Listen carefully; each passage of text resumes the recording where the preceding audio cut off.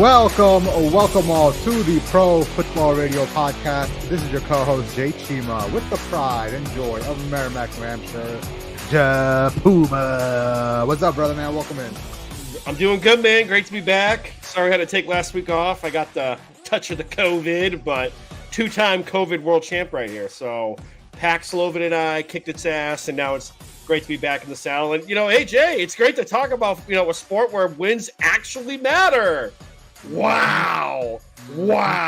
I saw a tweet last night that said that since Trevor Lawrence got hurt, the Jaguars are ineligible for the playoffs. Yep. You know what's funny is, my family immediately knew I was feeling better when I was, ranting about the college football playoff. So, yep. That was the international side.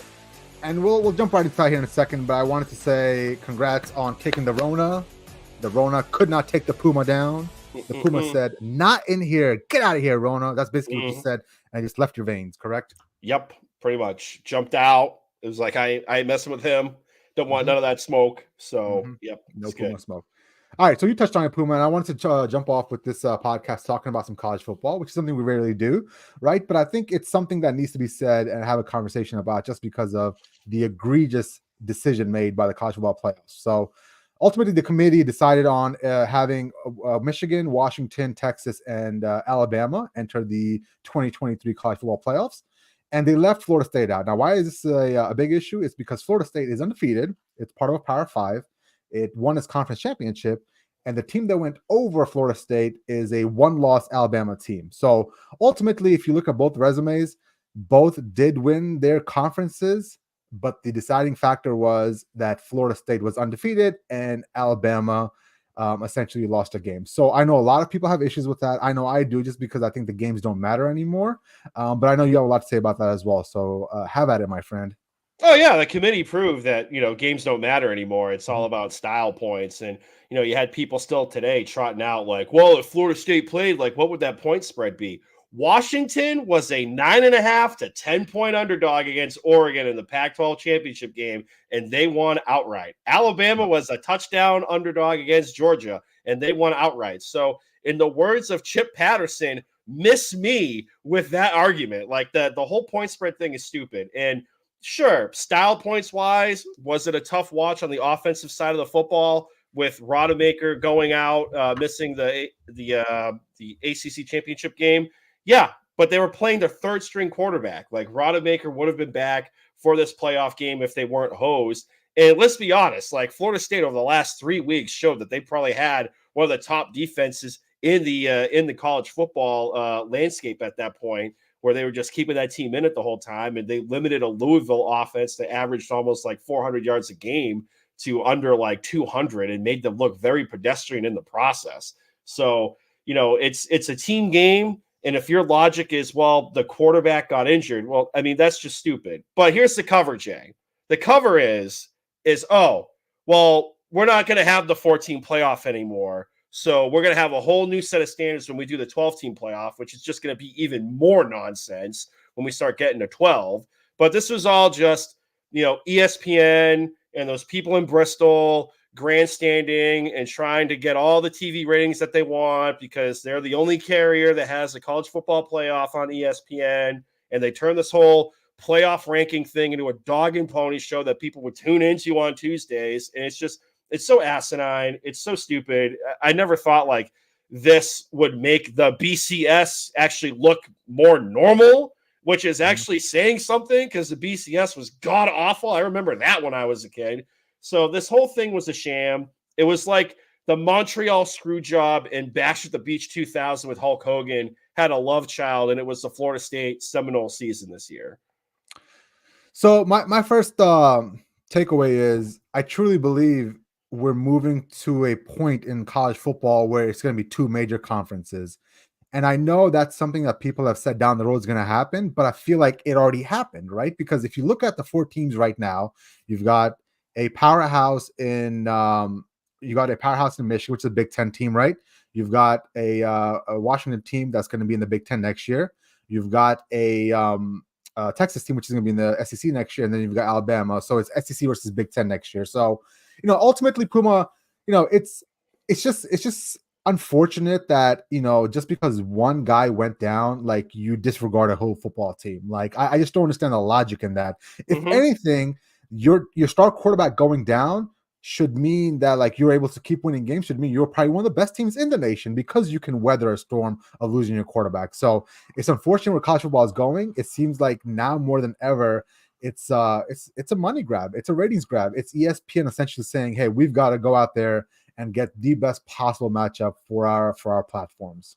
Yeah, and like another macro view too, if you think about it, is well, does that mean Jordan Travis gets the Heisman? Because I mean, Mhm. clearly that team can't function without him, right? Yeah. And then the other part of it too is, this essentially probably put the nail in the coffin in the ACC. Like this conference was barely Mhm. holding on by a thread, anyways. But now, if you're a recruit and Florida State's recruiting you, and you look at the landscape, and it's like, well, they don't even recognize the ACC pretty much. Like Yeah. you're not even little brother. We're like Yeah. at the Yeah. children's table type of deal. Why am I going to go to the ACC? So like this might be like the final jailbreak of Florida State out of the ACC. Now, whether or not they go to either the Big 12 or the Big 10 or whatever, I mean, they're definitely getting the hell out of the ACC. That's for sure, in my opinion. And then two, like, or finally, I should say, you go to a 12-team playoff, right? If it's just going to be the SEC and the Big Ten show, how many of those allocations are going to go to the SEC into the Big Ten? Are you going to have 4 teams from the SEC and then 4 from the Big Ten? So there's 8 right there. So what? Now you're going to have one person from the group of 5, and then maybe like a team from the ACC, if that's still a thing. Like it's just an absolute crap show, and they're just making things up on the fly. And I don't want to hear people on ESPN say the games matter, because they clearly pointed out that the games matter up until like now, when we got to move the goalposts. We can't have the SEC not be in the playoff. Which, by the way, Alabama had a very pedestrian season, in my opinion, and we are one cornerback for Auburn not blowing his assignment on that 4th and 31 Hail Mary to not having this bullshit. Yeah, and here's a breakdown of what the 12-team playoffs would have looked like. You would have you have Oregon, Missouri playing to take on Michigan. You'd have Florida State, Liberty playing to take on Alabama. You'd have Penn State, Ohio State taking on Washington, and then you'd have Oregon and Ole Miss taking on Texas. Right. So ultimately, next year we're gonna have, I guess, more teams in, so it might solve the problem. But the issue is, Puma, at the core of this, it's still a committee picking Yes. 12 teams, which I do not understand why that's the case. Why are we interjecting human like emotion into it? Like, can I be real for you 1 second? Yeah. What does Condoleezza Rice have to do with picking football teams? Nothing, What Jay. like this is not. Nothing. I made this point to a person I was working with, and they were like, "Oh well, just because she's a woman, she should." I'm like, "No, it's not that, bro. Like, ultimately, she has great foreign policy like traits, right, and how to negotiate foreign policy. But how does she pick? How does she have the pedigree to pick a college football team? She has no more pedigree than I do, and I don't want to do a podcast. Like I'm not trying to be an ass here, but these people that are picking these teams, they sometimes don't even watch the games. Right. You think some of these coaches are sitting home and watching all these games? No, they're Yes. having people watch it for them. They're going on Twitter and they're figuring out what the narrative is, and then they use that as The a scoreboard shield. watching, Jay. That's all they're doing. And it's like, well, if you're scoreboard watching, you would know that, like, Alabama barely survived that trip to Florida right after the Texas game. Like, I forget what team it was. I think it was UCF. I could be making that up. I can't remember. Or no, USF, I believe. They barely won that game. And that was like a low scoring game. And I don't want to hear about, well, Jalen Milroe was much improved. Well, yeah, sure, he was much improved. But the record is what the record is. And getting in over an undefeated Florida State team, it's just asinine to me. And oh, by the way, people want to talk about, oh, would have been a tough watch. Liberty literally had the weakest strength of schedule this year for college football. And you're going to put them in the playoff if this was a 12-team playoff? It's all a sham. It's an absolute joke. And the biggest problem, Jay, is like instead of being 4 teams from the jump, it should have just been 6 or 8, and there Yeah, wouldn't be no yeah, nonsense. yeah, yeah, yeah. And I'll be real with you. I have a confession to make. Like, I am very pissed off about the whole Florida State thing. I'll be real with you. I do want to watch Alabama versus Michigan. Like I so Well, here's want the to watch thing. that game. Here's the thing. This is Yeah. what ESPN wants. They have this. Sorry to the YouTube algo. They have this wet dream where they want to have this rematch of Texas and Alabama for the national championship game. And for the people in the committee that just apparently box score watch here, the Washington defense was actually really good down the stretch. Yeah, and they played a shit ton of one-score games, and that was the deciding factor against Oregon because they didn't panic. They stayed within themselves. That defense made Bo Nix look pedestrian, look like Bo Nix from Auburn, for Christ's sake. And guess what? The offensive weapons for Washington is actually going to be able to get healed up over like this next couple of weeks leading into their game against Texas. And sure, Texas's front four lines up great, but their secondary is suspect as all hell. And you're going to have Michael Penix Jr. getting healthy and all those wide receivers stretching that team out. That's not going to be a layup. I know people are probably thinking that Texas is just going to roll because of what they saw Texas do to Oklahoma State. You got another thing coming. Like Washington might win that game outright. I would not be surprised. And I'm also hoping for that just so it's a big FU to the committee so we don't get what the wet dream that they want of Alabama and Texas again. All right. So who do you think is going to make it to the national championship, right? Because I do have Michigan barely squeaking out a win against Alabama. And then on the other side, I've got Texas beating Washington. But I'm starting to reconsider that because I've been downplaying Washington the whole year just because I thought Oregon was the best team in that conference, but they just molly up Oregon twice. So like I've got to give Washington some credit. So I can definitely take your point and see the fact that defense could slow down Quinn Ewers in Texas, but ultimately I just want to see Michigan versus Texas. That would be just chef's kiss.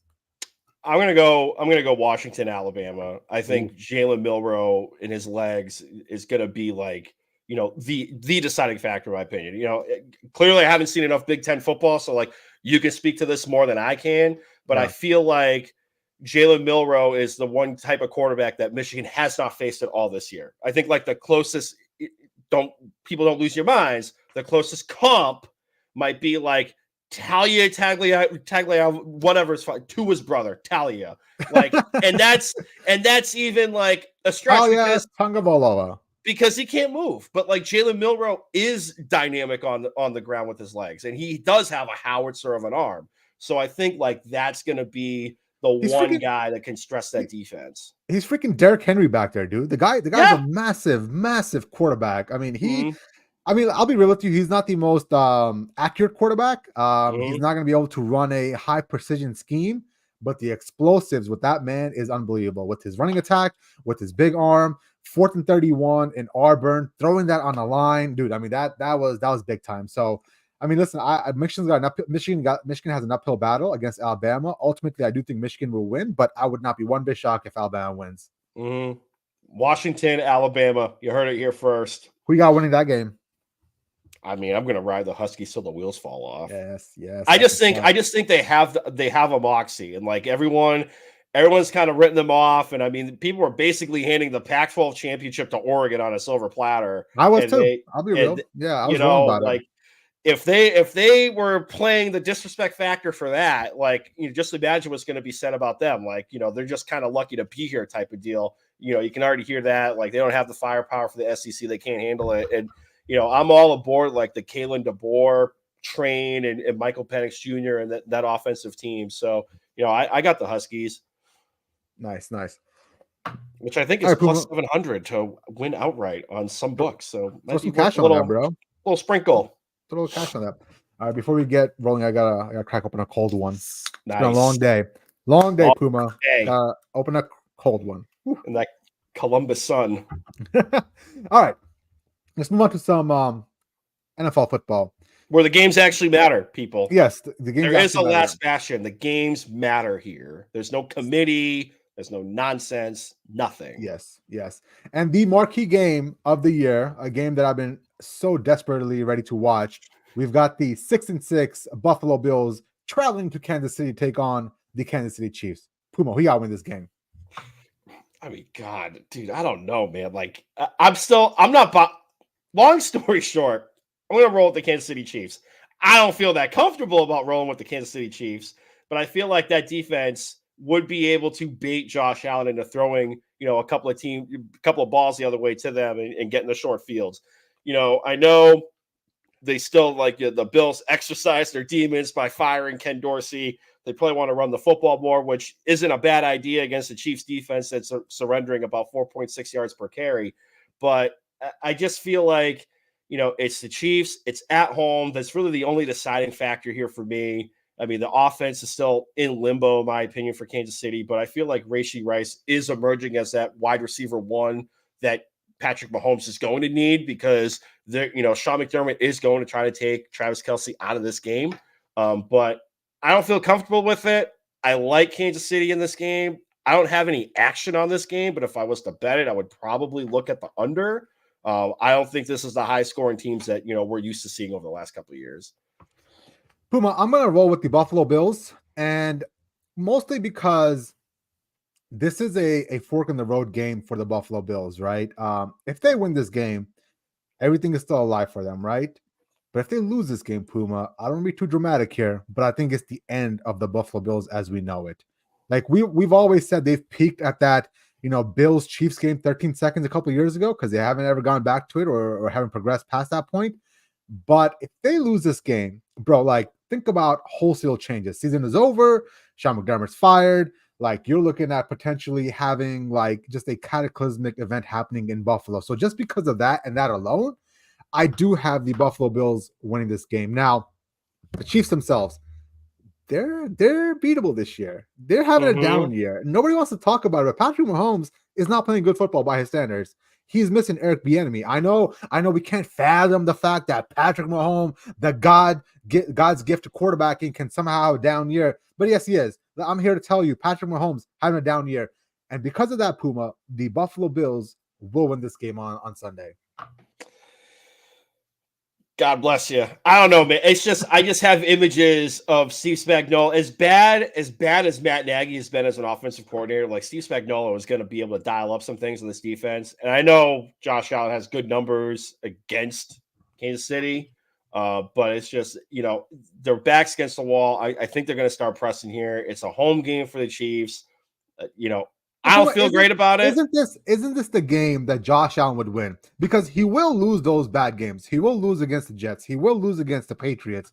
But he will also get to the mountaintop by beating the Chiefs that week. You feel me? He will rise up to the occasion for this I can buy that. It's just the other thing, too, is this might be the one week where, the Chiefs offense looks good because the Bills defense, and the excuse has been built in for the last 2 months, essentially, is how bad, this defense doesn't have its horses because there's lack of depth, the injury bug. But I mean, I've been saying it since the Pats game. You throw against the middle of this field, and you start testing the Bills linebackers here, and you're going to have success. I mean, that's how Mac Jones had success. As bad as Mac has been all year, that was one of the good games that he had. And it's if you got Rashee Rice screaming down the middle, or hey, maybe Sky Moore can actually catch the football, and you start having him go down the middle on some slants and whatnot. And if Travis Kelce can break out of some coverage and live in the middle, especially if they're playing zone, it's going to be a long day at the office for the Buffalo Bills. So I don't feel great about it. I lean toward Kansas City, but I really want nothing to do with this game from a betting angle. All right, here's some betting odds coming out a couple days ago, so these might have updated. So apologies if they did so, but dude, 7 is a massive number for the Buffalo Bills. Why would you not snag that immediately? That moved. It's 2.5 now. It's 2.5. Yeah, from 7 it moved that. I don't think that might have been the early look ahead, but it's 2.5 right now. Okay, and you said you're staying away from this game by all odds, right? Yeah, if anything, I might look at some props, but I'm not really picking a side. It's the over under right now. Right before we started recording was 47.5. I might look at the under, but I'm not picking a side in this game. So unders have been hitting at a fairly alarming rate this year, correct? Well, on the season, yes, but the prime time unders have been the thing. Monday Night Football unders are 12-1 or 22-1. It's insane. It's over 70% of the time the unders have been hitting in Monday Night Football, and in prime time in general has been fantastic for the unders. On the season, there's probably a slight edge towards the under because there has been a couple of weeks where the over has popped, especially in the beginning of the year. But primetime unders have been the thing. So I was listening to RJ Bill and I was sharing the stat with you, but he was talking about how, over the last few weeks, if you take 72 straight games, and of all those 72 straight games, you bet the under blindly without even seeing who the teams were, you would have won 60 out of 72 games. Mm-hmm. That is an insane clip, dude. That is absolutely insane. So from here on out, because scoring is down this year, and I truly believe that there is a element of the defenses catching up to the offenses, I'm just gonna blindly take the under for all these games, man. But here's the thing. It's now week 13? So now the books are adjusting. So the unders are just going to keep getting lower and lower and lower. So at some point there is going to be a pop. Do I think it's going to be on Thursday Night Football against the Steelers and Pats? Absolutely not. That is a Big Ten West football game. The over-under, I think, is at 30 or 30 and a half. I mean, Army Navy's lower than that. But, I mean, I would be careful with there are some instances where, blindly bet them. But I don't know. I would start treading lightly on the under train, too, because now the books are going to just keep lowering that number until it pops. Let's go, Pats, baby. Bailey Zappi. Let's go. All right. Zap, man. Okay. 45 Patriots, 35 Steelers. I'm calling it right now. And you're on drugs. All right, let's move on to the Seahawks versus 49ers. Puma, who you got to win this game? San Francisco, they're playing at home in Santa Clara. It's not San Francisco. I'm never going to call it San Francisco where Levi Stadium is. They are 45 minutes outside of downtown San Francisco. But anywho, 49ers are going to roll here. I mean, this is just a rematch from Thanksgiving. And granted, Geno Smith is going to be healthier compared to when they played on Thanksgiving because of the elbow. Geno looked great against Dallas last week and really aired it out. I mean, first play of the game was a 70-yard touchdown bomb to DK Metcalf. But, he's getting healthier. But now what's going on at the running back position? Because Charbonnet might be out with a knee injury. Kenneth Walker III has been missed the last 2 weeks with an oblique injury. So, next man up in that running back room is DJ Dallas. So, who knows what happens here? The 49ers look like an absolute juggernaut now that, Trent Williams is back in that lineup and Deebo Samuel is back in that lineup too. I lean more towards Trent being the engine that's driving the car in this scenario because we saw what that offense looked like without Trent Williams on the offensive line. Now Brock Purdy looks like a quote-unquote MVP candidate. I think San Francisco rolls here. The point spread's 10.5. I'm not going to play this game. I might look at some props, but if I was to go in to pick a side, I would probably lay the 10.5 with San Francisco. It's just, we saw what happened last week or 2 weeks ago, rather, where this Seattle defense just got hung out to dry because their offense couldn't do anything and they started quitting, in my opinion. I think this game might get out of hand again, too, at home for the 49ers in their favor. So I have San Francisco winning this game. I like how Freddie's in the chat talking up Zappy Hour. Zap. Let's roll, baby. Okay. All right. Listen, ultimately, I got the 49ers winning this game as well. I mean, I think it's going to be a blowout. I think the Seahawks are playing some pretty bad football. Looks like Geno Smith finally started riding back. So 49ers are going to roll big time. Let's move on to a topic I want to discuss with you, Puma. What's your take on Brock Purdy? I know he's not MVP. I know he's not just a system quarterback. I think he's somewhere in between because I do want to give him some respect. I do want to essentially not say, because we have seen other players in that system not work. We have seen Jimmy Garoppolo look not as good as this. He looked all right, but not as good as this, nowhere near this. We've seen the CJ Beathard's and a bunch of other bums that went through that program haven't looked the best. I'm not saying that, but I also don't want to get to the point where I want to be crazy about it and call him Joe Montana. Like there was a guy on ESPN talking about how early on Joe Montana was also essentially, doubted because he has such great talent around him and a great offensive scheme. I'm not saying that. Where do you see Bailey's? I'm sorry, not Bailey Zappi, but a Brock Purdy fall? Like I was off his train for a little bit after the Cleveland game. But now I'm kind of buying back into him a little bit. Oh, yeah, I've been saying he's been a system guy because we saw what he looked like when Trent Williams wasn't there. And a lot of people are going to say oh, well, Deebo wasn't there and this team couldn't do anything. No. Trent Williams wasn't there and this offense looked like a shell of itself. He had no time in the pocket. He wasn't able to read the defenses. And yeah, sure, an argument could be made. He got a concussion or two against the Minnesota Vikings. But I mean, look at the difference. Look at the 3-game losing streak, and then look at what he's done when Trent Williams is back in that one, either back in that lineup or in that lineup in general throughout the regular season. Like, if he can do what he's doing now without like a Trent Williams there, and listen, I'm not going to say it's all Kyle Shanahan and the scheme and the offense and the offensive line and Trent Well, Williams. how much would you give? How much would you put it on Brock Purdy? Would it be 10%? Like 25%. I'm leaning. The majority of this is going to go to Kyle Shanahan because, Jimmy Garoppolo is god awful and he's made of glass. But I mean, Jimmy Garoppolo did get them to a Super Bowl, and if he didn't overthrow, Emmanuel Sanders, it's a different conversation about Jimmy Garoppolo moving forward. But the fact of the matter is, Mr. Glass did not. Like, he looked the part in this offense.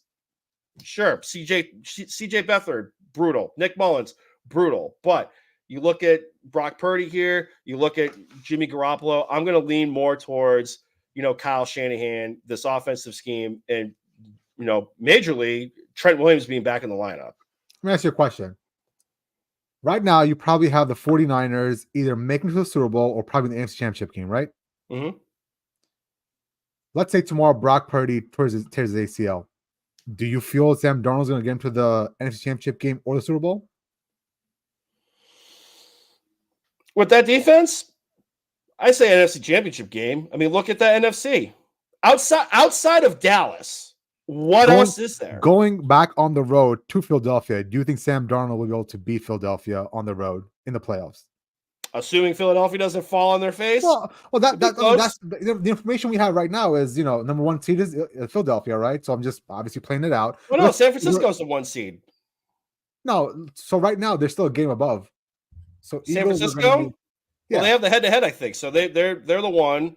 I think Dallas is 2, and Dallas is 2. Philadelphia is 2, and they're fighting for their life this week. Eagles are 10-2, and 49ers are 9-3. Okay. Yeah. So I mean, like, if they were tied, obviously the head-to-head would go to Philadelphia, but I'm sorry, go to San Francisco. But my thought process being here, Puma, like, we feel very confident about Brock Purdy taking this team deep in the playoffs. Do we feel just as confident if Sam Darnold stepped in? And I don't think that's the case. I think most of America would say, oh, God, here we go. Like, again, Brock Purdy was there last year in Philadelphia. Now, again, you got Sam Darnold. They might not have a chance. And I might be wrong, but the way I just feel right now, I feel like there's something special about this kid. Like, I was starting to say this, he has something special about him against because I want to see him go through some tough games, right? And he was going through a tough time in Cleveland. Now he did get his team. Well, Jay, 3-game. He had a 3-game losing streak. It wasn't just Cleveland. Like he lost it. He lost to Minnesota. He lost in Cleveland, and I forgot the other team was. Context, they were all good losses. I mean, yes, the losses, but the context is like, he did get his team in position to kick a field goal against Cleveland. Like, he did have a concussion, in my opinion, against the Vikings, right? I mean, yes, there are excuses. We can chalk up to excuses, but there is more to it than just he lost 3 straight in a row. You feel me? Yeah. Well, then, okay, what happened in the Bengals game? Because I mean, he was the turnover machine in that game. No, yeah, that Bengals game was just Bengals were just a better team that day. Like, they got off the bus and they just steamrolled the 49ers. I'm not trying to bury the kid here, but to me, like, if he does what he's doing now, like, let's say Trent Williams has another high ankle sprain, and again, like, I'm not saying Trent Williams is playing quarterback back there, but he is a key piece of the offensive line. He's a massive piece to this run game. I mean, he's almost keeping up stride for stride with Christian McCaffrey. And we saw what happened with this offense when he wasn't in that lineup. And that offense went down the toilet. And Brock Purdy looked really mortal and pedestrian. So am I gonna say, like, oh, you can just magically slide Sam Darnold in there and it's gonna be like you didn't miss a beat? No, there's gonna be issues. I mean, we saw what Sam Darnold was with the New York Jets, but this is a better offensive scheme than what he's dealt with in Carolina, in New York. And I think we know how Kyle Shanahan can scheme up an offense and put people in positions to succeed. Do I think he's going to air it out and just start dropping bombs with Deebo Samuel and Brandon Ayuk down the field? Absolutely not. You're going to see them lean more on the run game, and Sam Darnold's just going to be more of a game manager. But do I think they could go up to Philadelphia and win? Sure, absolutely. They just blew their doors off. Whether or not it was Brock Purdy throwing three or four touchdown passes to Deebo Samuel. I mean, Christian McCaffrey was gashing that defense rather, on the ground. And there were times where Philadelphia looked like they didn't want to tackle anybody. So I think Sam Darnold could do that and get to the NFC Championship game. Super Bowl might be a bridge too far, but I think he's more than manageable. Last question. What do you need to see out of Brock Purdy to buy into him? Do this without Trent Williams.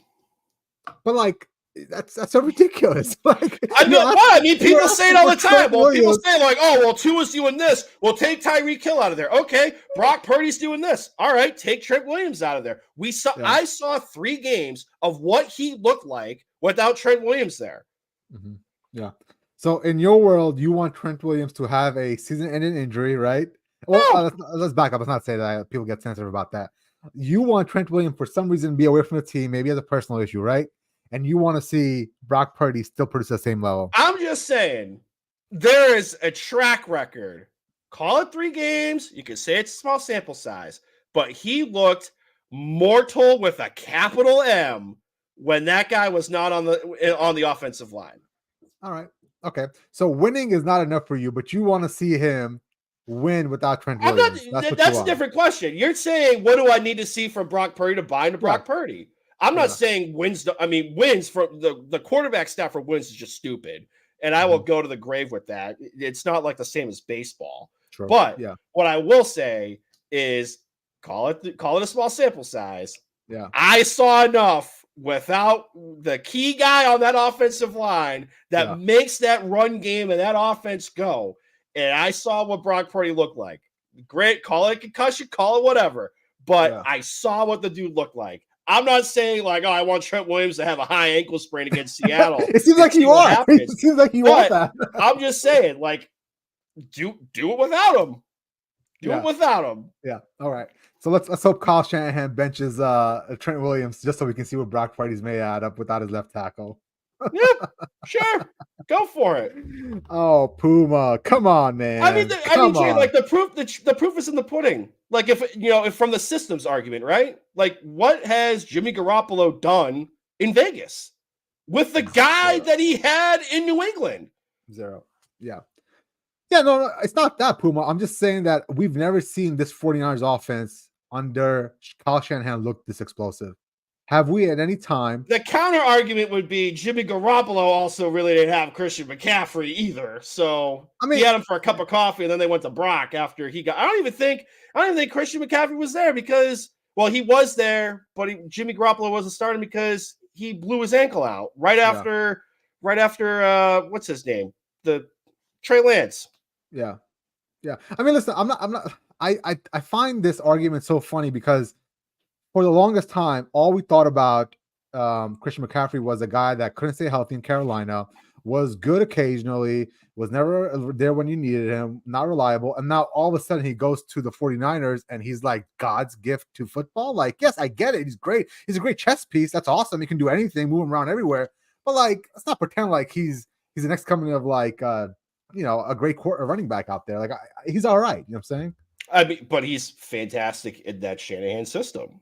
Yeah, and that's part more of the system than anything else, Right, like the quarterback. Yeah. All right. Well, we'll see how this plays out for the rest of the season, Puma. Because I want to revisit this topic because I do like Brock Purdy. I'm not gonna lie to you. I think there's something there with him, right? So I definitely want to see some more out of him, and hopefully we'll get those answers as the season progresses. Now, let me ask you this. Yes. Are you saying this because of Mr. 199, or would you be saying that if Brady wasn't picked at 199? Well, obviously, Puma, I have to go off of past history, right? Yeah. Like I've seen it happen once before, right? There's something about these people that have been beaten down their whole lives, been told you're not good enough. Oh yeah. Brock Purdy was beaten down his entire life. Oh, okay, Jay. His whole football life, they told him he wasn't good enough, right, Puma? Okay. Just like my boy Tom Brady was shitted on for so long. They told him at Michigan he wasn't good enough. They told him in the NFL he wasn't good enough, and he said, "Hold my beer" or "Hold my avocado ice cream." Yeah. Okay. Alrighty, Chief. Sure. All right, let's move on to the last game of the slate. We've got the Philadelphia Eagles taking on the Dallas Cowboys. You got to win this, bro. Dallas. I have Dallas rolling. They smell blood in the water. They smell blood in the water. It's one of my best bets. We'll get to that in the next segment here. But, I mean, the Eagles have just faced a bear of a schedule. I think they've had like 3 or 4 games in under 20-ish days or some nonsense like that. And it really showed against against the San Francisco 49ers last week. And, like I said in the last segment, there were times where some people in the Eagles defense, especially in the secondary, were trying to make look like they were making some business decisions, and they didn't want to start tackling people in space. And that was probably the second touchdown on Deebo Samuel's day last week. But you're starting to see the injury bug catch up. There's a reason why Shaq Leonard signed with the Eagles. I mean, they need the depth at this point because they've been dealing with the injuries. Lane Johnson, he played last week, but, he's been dealing with injuries. Jalen Hurts has been dealing with the knee injury off and on all season. Dallas, it's at home. It's at Jerry World. They should have won the first meeting. I think it was like week 7 or 8. They lost. Dallas just couldn't get out of their own way in that game. I think they're going to, avenge this. They're going to beat the Eagles here, and they're still going to be live for the potential winning of the division because the Eagles had that big loss against the 49ers here. So, the Dallas Cowboys are still alive for potential number 1 seed. Granted, the tiebreaker is with the 49ers because the 49ers curb stomped them early on the season. But I have a couple of bets in this game. I have Dallas rolling at home. So before I make my pick, let me get you a quick update on this injury report. Is Dom DeSandro going to be on the sideline, the Eagles head of security? Well, who knows? I mean, he might be getting a little suspension from the NFL. That would probably be the first time a security personnel guy is getting suspended. I have no idea. If Dom is not on the sideline, bro, I can't pick the Eagles, right? Obviously, he makes the whole team go, right? No, I'm just messing. I mean, can you pick them after what they did last week? I am gonna pick the Eagles, Puma. I am gonna pick the Eagles because I still believe this is a good football team. I still think this is a team that just ran into a buzzsaw. The 49ers had their number. They had payback on their minds. And I'll be real with you. I do believe this Jalen Hurts injury is more than he's letting on. I do believe it's hindering his performance quite a bit. So there's no way, Puma, that I see them losing 2 games in a row, especially against the team like the Dallas Cowboys. So give me the Eagles all day, every day. Now, the question I have for you, Puma, is this going to be a high-scoring affair, or do you think this is going to play out as a low-scoring, like, defensive battle? Because, conventional wisdom will tell you, Dallas scores 1 million points a game. Eagles can match, obviously, anybody in the league. You would think it's a high-scoring game, but I'm really feeling the under in this game. I really got a good vibe about the under in this game.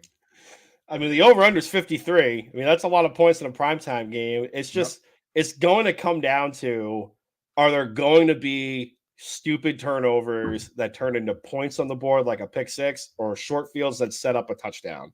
Because if that's the case, especially with Bland, who granted was burnt toast last week at times against DK Metcalf, but I think he's like, in the top 10 in touchdowns this year, and he plays on defense. If he, you get a pick six, that goes the whole ball game, in my opinion. I mean, 53 is a lot.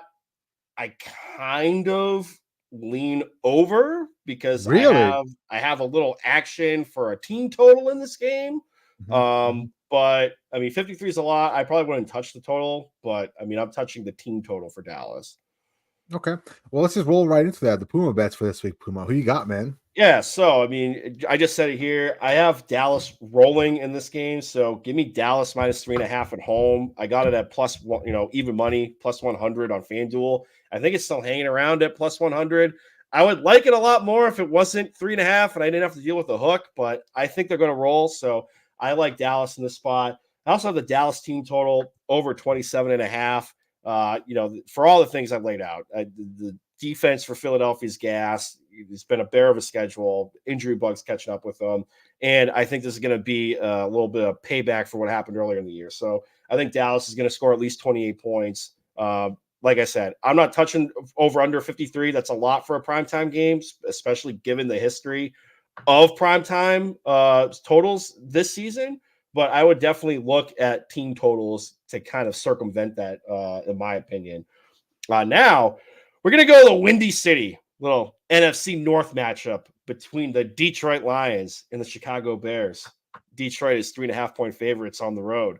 And I'm taking the Chicago Bears at home. Give me the 3.5 points. Give me the 3.5 points. You can get it at 3 on FanDuel. I think at even money as well, too.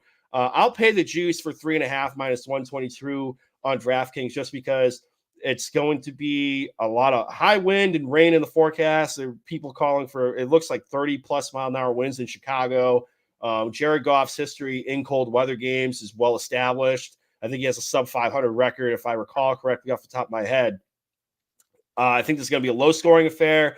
I think going to see both teams try to run the football. I'm waiting for player props to come out because I think this would be a big Justin Fields rushing game just because of how low the total is and what the weather forecast is. So give me the 3.5 at home with the Chicago Bears. I wouldn't even hate putting a little bit on the money line for the Bears. I think they could win outright because this defense for the Detroit Lions has been exposed, in my opinion, the last couple of weeks. And I said this is kind of the one thing that's holding me back from buying into Detroit as a legit playoff contender or Super Bowl contender, rather, is how bad that secondary has been. Let's see. What else do we got? Baltimore at home against the LA Rams. The point spread 7. And I'm going to lay all 7 points with Baltimore. Every time there's been a West-ish coast team, whether it's Detroit, whether it's the Seattle Seahawks, they get their doors blown in. I think it's a bad travel spot for the LA Rams. The Ravens are coming off of a bye week. Maybe OBJ will be a little bit more healthier, have maybe a little revenge factor against his old team. So give me Baltimore rolling at home. I'm going to lay the 7 points. I probably wouldn't hate a couple of player props in this game either. And also, Puka Nacua is dealing with a couple of injuries. You have Cooper Kupp that's dealing with an injury as well, too. Like, I know the Rams offense has been firing on all cylinders the last couple of weeks, but the injury bug, in my opinion, is starting to catch up. And now you have a travel spot. I'll lay all 7 points with Baltimore here. Then you have the other LA team, the Chargers at home against the Denver Broncos. The Chargers look god-awful in Foxborough last week. Yes, and yet they are a 3-point favorite against the Denver Broncos? Nah, man. Why? That's what I was trying to figure out. Give me the 3 points with Denver on the road. I think this is probably there'll probably be more Broncos fans in SoFi Stadium than actual Chargers fans here. The defense for the Broncos, they've been very opportunistic by getting turnovers and generating turnovers. They didn't have that last week. They went away from the run game as well, too, and that kind of bit them in the ass against the Houston Texans. I think you'll see Russ go back to more of the game manager mode. You can run on this Chargers defense, even though the last couple of weeks they look to have improved a little bit. But I have to look at the numbers, what they've done on the run defense without Bosa in the lineup. But I'll take the 3 points with Denver. I think they get right back on track. They beat this. They're still alive for a wild card spot in the AFC. So Denver has to start winning outright, in my opinion. So give me the Broncos country. Let's ride. And then finally, there's actually two Monday Night Football games. Jay, did you know that this week? Yes, I saw that. I was like, what's happening here? Why? Yeah, bizarro world. And it's not like one's on ESPN and one's on like staggered starts. They're both at 8:00. It's stupid. But one of them is my Miami Dolphins at home against the Tennessee Titans, and they're laying 13.5. Well, I will lay all 13.5 points with the Miami Dolphins at home. I know it's a big number, but anything under 2 touchdowns is green as go for me. Tua Tagovailoa has been fantastic against the spread at home. I think he's like 10-1 or 10-0. He's got an amazing record against the spread at home. The secondary for the Tennessee Titans is god-awful. You're going to have a big game from Tyreek Hill. I think you're going to have a big game from Jalen Waddle here. Fire up all your Dolphins here. If you want to look at some over props for receiving, I wouldn't hate you for it because that's probably what I'm going to do. I might come back to this game for a team total for Miami, but I'm going to lay 13.5. Anything under 2 touchdowns for me is a go with the Miami Dolphins. Cool, man. What's your take on this Houston Texans versus New York Jets under of 32.5? Because Zach Wilson or Tim Boyle or Travis Etienne will not be able to score. So can Houston get to the 30s, which I doubt they can, like 27, 24. And plus, like the weather forecast, and that number's been going down over the last couple of days because the weather's supposed to be ass-tastic up here with high wind and rain too. Yeah. I mean, I wouldn't hate the 32. But that's another instance of stupid turnover, short fields. Like, I wouldn't hate it. What's that? Minus 110 odds. I mean, I wouldn't hate it. The 32.5. I probably would. I wouldn't touch this game personally, but I wouldn't hate the under. Ooh, check out this under 39.5 with the Colts and Bengals. That could be interesting. Especially after what Jake Browning did last night. Mm-hmm. Granted that Jacksonville defense, I wasn't buying into that defense before they started getting some injuries last night in the middle of the game. I mean, let's see. Let's see for 2.5. That's such a big number for the Colts and the Cowboys. I'm sorry, Eagles and Cowboys. Yeah, that's why I went after the team total because I'm not sweating out 52, especially with how the primetime, under trend has been. Yeah, cool. All right, man. Anything else you want to get to before we wrap it up? Nah, man. Think we covered all the bases. I got a lot off my chest about Florida State. Feel good about myself now. Now, here's the thing. I mean, just to close the loop on college football. I mean, to talk about Ohio State for a minute. You guys, don't get me riled up, Puma. Don't get me riled up. You don't have a quarterback, so who's going to start your bowl game? Which is nice, which is fine. The bowl game doesn't matter. We're playing the Con Bowl against Missouri. Who cares? It doesn't matter. Doesn't matter? No. Marvin Harrison's not playing. Common Core's in the transfer portal. We're just getting ready for next year. This game in the bowl game, it's not about us winning or losing, Puma. It's about getting some practice reps in, okay? That's all we're there for. We're just working on the team for next year. As simple as that. I mean, you guys recruit out of Missouri, right? Come on now, help them recruit. Who we get out of Missouri, huh? So some big offensive linemen, we'll find 1 million of them. We'll be fine. We're not finding out of Missouri. What the hell good has ever Missouri produced, huh? Nothing at all, Puma, all right? So all I'm saying is Ohio State, Ryan Day finally came to his senses. Looks like he's moving off of Kyle McCord. Hopefully they go after some prize, top recruit. You'll need $2 million right in your bank account just to send over to this kid, which is fine. We have the money. Let's get a quarterback in here and let's ride. All right.